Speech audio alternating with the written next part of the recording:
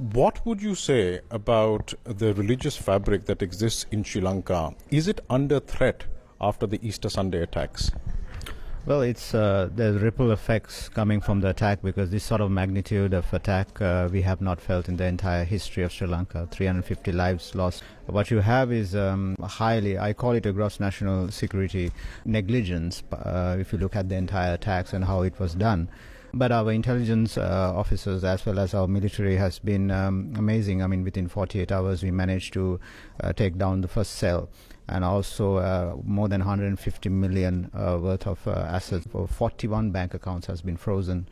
And that has happened, and the president has spoken about that. But what about the communal and religious tensions on the island? Do you see that worsening, or do you see that staying at an acceptable level with peace around?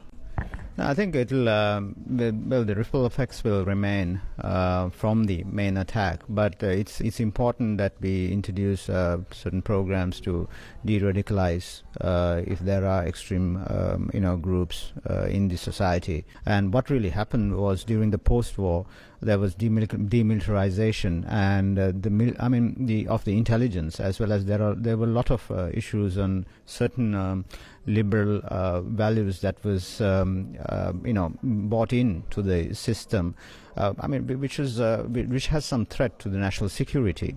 So you say you see a curtailment of liberal values happening as a result of these Easter Sunday attacks? Definitely. That's what I've written about it. I see it in the liberal societies, even in the United States and many other, where the national security should be a very important area.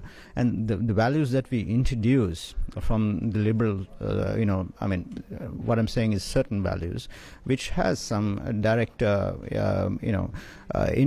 influence to the national security. For example, demilitarization of the northern province, entire province, and some of the areas in the east, reducing. We didn't have the emergency laws in Sri Lanka. But then, wasn't all that done in a spirit of reconciliation after a more than 26-year brutal civil war between the Tamil Tigers and the government? No, that's the thing. So I think the confusion between reconciliation, peace building, and liberal values, because a group like this, just imagine to have accounts like this and bringing funding like this. And so how did this happen? I mean, if it was a country like Singapore, they would have been arrested, but we didn't have those mechanisms to take them. And these people were there in the intelligence documents, has been there for the 3-4 years time. It's not that, they've been there, but they didn't have the provisions to get them in. I believe in liberal values. It's important for the society, but it's also important to protect the people, and this is really important when it comes. We'll have to leave it there for the time being.